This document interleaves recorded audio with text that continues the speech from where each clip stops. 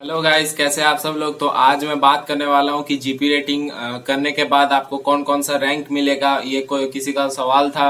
मैं comment box में देखा, किसी ने पूछा था कि जीपी रेटिंग करने के बाद क्या क्या पोस्ट मिलता है, क्या क्या रैंक मिलता है, कैसे क्या उस रैंक का क्या क्या सैलरी स्ट्रक्चर होता है। तो उसके बारे में बात करेंगे। और मैं पिछले 8-10 दिन से वीडियो नहीं बना रहा था। क्यों नहीं बना रहा था उसका रीजन मतलब मैं अभी तो बता नहीं सकता।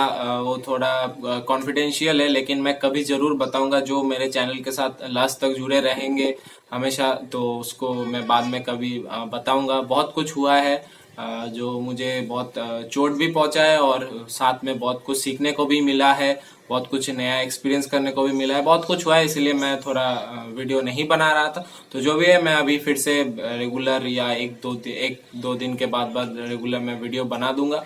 तो आप लोग जो भी पूछना है मुझे कमेंट बॉक्स में पूछते रहना, मैं वो सवाल लेके मैं जरूर उसके ऊपर वीडियो बना दूंगा। चलो आज के वीडियो स्टार्ट करते हैं।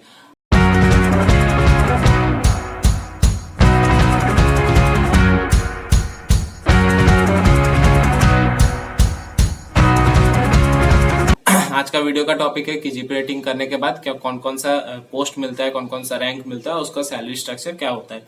तो जीपी रेटिंग करने के बाद आप वहाँ पे डेक का भी पढ़ाया जाएगा। डेक मतलब ऊपर का मेंटेनेंस, नेविगेशन, ऊपर का चीज सिखाया जाएगा। और इंजन मतलब नीचे आपका इंजन रूम के अंदर क्या क्या काम होता है, इंजन को मेंटेनेंस करना, इंजन का ओवरऑलिंग वगैरह, जो भी सब सामान है उसका ओवरऑलिंग, मोटर वगैरह का, तो वो सब आपको सिखाया जाएगा। तो आपको जीपी रेटिंग में 6 महीने के अंदर आपको दोनों सिखाया जाता है। आपको डेक का भी पढ़ाया जाएगा, आपको इंजन का भी पढ़ाया जाएगा। तो ये उसके बाद डिपेंड करता है कि आप कौन सा साइड में जाना चाहते हैं। ऐसा कुछ भी नहीं है कि आप जीपी रेटिंग किए तो आपको इंजन में ही जाना पड़ेगा या डेक में ही जाना पड़ेगा। वो डिपेंड करता है कि आपके ऊपर, आपको कौन सा साइड में इंटरेस्ट है। लेकिन पढ़ाया आपको दोनों जाएगा, आपको पढ़ना दोनों पड़ेगा। एग्जाम भी आपको दोनों सब्जेक्ट का देना पड़ेगा, डेक का, इंजन का। उसके बाद आप चूज कर सकते हो, जब जॉब के लिए जाओगे तब आप चूज कर सकते हो कि आप इंजन में जाओगे या डेक में जाओगे। इन डेक में जाओगे तो आपका रैंक होगा ट्रेनी ओएस, या ट्रेनी जीपी रेटिंग भेजेगा, या ट्रेनी डेक रेटिंग भेजेगा। ऐसा ट्रेनी जीपी रेटिंग वाले केन के जैसे भेजता है ट्रेनी जीपी रेटिंग लिख के। तो वो आप डेक में भी जाके काम करो या इंजन में भी जाके काम करो, वो सब कंपनी को बोलना होता है कि मैं डेक में काम करूंगा तो आपको डेक साइड में देगा, और इंजन में काम होगा तो आपको इंजन में डाल देगा। और ज्यादातर का रैंक होता है trainee OS ordinary seaman, trainee ordinary seaman पहला रैंक। और इंजन में जाओगे तो आपका ट्रेनी वाइपर होगा। तो उसके बाद आपका जैसे ही एक सेल करके आते हो, वॉच कीपिंग लेके आते हो, बड़े कंपनी बड़े जहाज होगा तो आपका रैंक होगा ओएस। और सिर्फ ऑर्डिनरी सीमेंट ट्रेनी हट जाएगा और इधर होगा आपका इंजन में आपका वाइपर। उसके बाद जैसे आपका ओएस या वाइपर में 2-3 सेल कंटिन्यू हो गया, उसके बाद आपको रैंक मिल जाता है एबी, डेक साइड में एबल बॉडीड सीमैन। और आपका इंजन में आप आ जाओगे तो ऑयलर या मोटरमैन, ऐसा कुछ आपका नाम होगा। या तो ऑयलर मोटरमैन या वॉच कीपर मोटरमैन, ऐसा कुछ आपको नाम दिया जाएगा। ऑयलर या मोटरमैन ऐसा आपका कुछ नाम होगा। और डेक साइड में आओगे तो आपका ये भी। उसके बाद जाके डेक साइड में और एक रैंक आता है, उससे और 3-4 साल 5 साल, मतलब कम से कम 10-12 साल 15 साल का एक्सपीरियंस हो गया तो आप लास्ट बॉसन तक जा सकते हो। बॉसन वो डेक डिपार्टमेंट में जो क्रू है, जैसे ट्रेनी ओएस, एबी ओएस, उसके अंडर का जो हेड है वो बॉसन होता है। इंजन साइड में ऐसा कुछ नहीं है। आप इंजन साइड में ट्रेनी वाइपर, उसके बाद आप ऑयलर मोटरमैन, आप अपना काम वाम सीख के आप पंपमैन बन सकते हो, आप अपना फिटर का काम सीख के फिटर बन सकते हो, आप इतना बन सकते हो।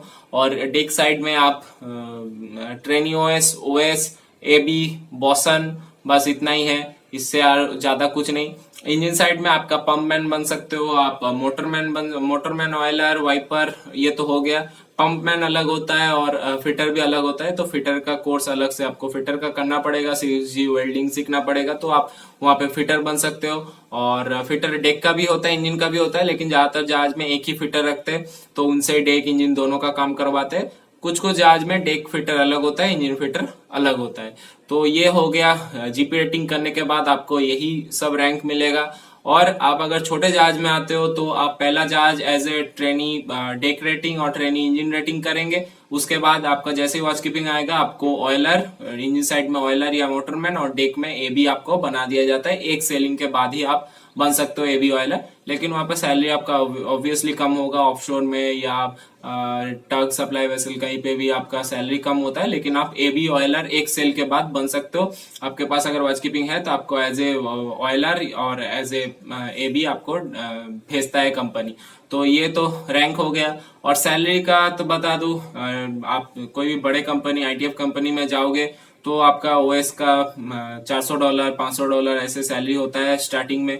फिर उसको बढ़ते बढ़ते एज ए ओएस में भी अगर 3-4 साल आपका एक्सपीरियंस हो गया तो 1000 1200 1100 ऐसा चला जाता है। और एबी का 1500 1600 इतना चला जाता है। और इंजन में भी आ जाऊं तो सेम ट्रेनिंग में आपको 300 400 500 ऐसे ही मिलेगा। फिर एज ए वाइपर ही आपका ज्यादा एक्सपीरियंस हो गया तो 2-3 साल का, तो फिर आपको 900 1000 1100 ऐसे सीओपी होगा तो 1100 नहीं तो 900 1000 ऐसे आपको मिल जाएगा। ये सब मैं आईटीएफ कंपनी का बात कर रहा हूँ। और आपका मोटरमैन ऑयलर का वही 1500 1600 1700 ऐसे जाता है। और फिटर का बात कर दूं, फिटर का 400-500 से स्टार्टिंग होता है, लेकिन हाईएस्ट 2000 2200 मैं $2500 तक भी सुना हूं। तो 2000 1800 2000 2200 ऐसा तो थोड़ा एक्सपीरियंस फिटर को इतना मिल जाता है। पंप मैन का भी सैलरी वही सेम है। तो ये तो मैं सब मतलब रेटिंग जीपी रेटिंग करने के बाद आपका साइड आपका आप इतना साइड जा सकते हो। मतलब डेक में आप ओएस ट्रेनी ओएस, उसके बाद प्रमोशन लेके ओएस, उसके बाद एबी, उसके बाद बॉसन बन सकते हो। बॉसन का सैलरी बहुत अच्छा जाता है, 2000 2200 2500 तक भी बॉसन का सैलरी ज्यादातर पकड़ लो 2000 2200 के बीच में रहता है बॉसन का सैलरी। तो आप इतना तक कमा सकते हो जीप रेटिंग करने, 6 महीना जीप रेटिंग करने के बाद इतना कमा सकते हो।